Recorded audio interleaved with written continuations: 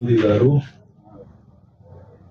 ప్రతి ఒక్క భారతీయుడికి కూడా అనేక పథకాల్ని ఇచ్చినారు.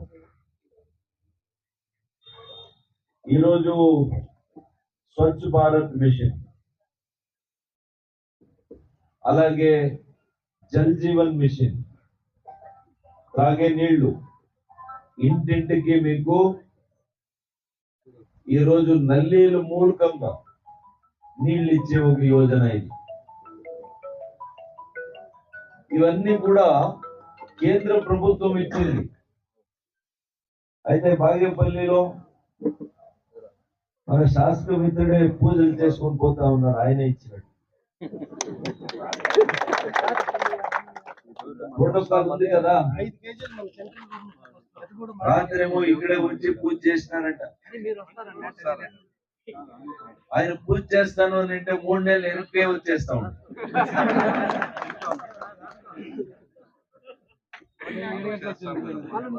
రాత్రి 7 గంటలు పొద్దున వర్షం వస్తుంది అని ఆయనకి వర్షదేవుడు చెప్తున్నాడు. దాని నుంచి ఈరోజు ప్రధానమంత్రుల జనౌషధి, ఆయుష్మాన్ భారత్ ఈ యోజనని మీరందరూ అర్థం చేసుకొని కార్డులు చేయించాలి.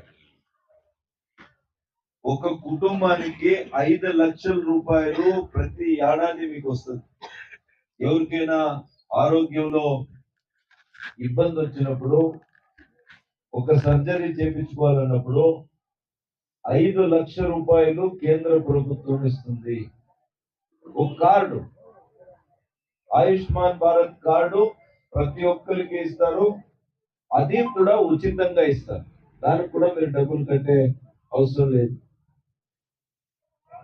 దీన్ని చేయించుకోవాలి. మన లీడర్లకి నేను, మన గ్రామ పంచాయతీ లీడర్లకి, గ్రామ పంచాయతీ సదస్సులకి నేను విజ్ఞప్తి చేస్తాను. మీరందరూ కూడా మీ గ్రామాల్లో ఈ ఒక కార్డుని చేయించి ఇవ్వండి. బీపీఎల్ కార్డు అంటారు. ఆ బియ్యం, ఈరోజు బియ్యం ఇస్తా ఉంది ఎవరు?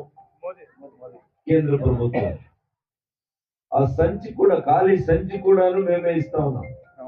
అయినా కూడా సిద్ధరామయ్య గారు చెప్తారు అన్నభాగ్యం మాది. సంచి భాగ్యం లేదు. దాని నుంచి ఈరోజు రైతులు, చాలా మంది ఇక్కడ రైతులు ఉన్నారు.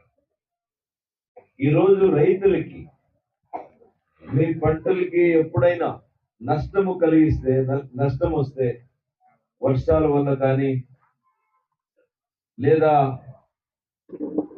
సరైన సమయానికి పంట కుదరకపోతే నష్టం కలిగించినప్పుడు ఈరోజు ఇన్సూరెన్స్ ఉంది.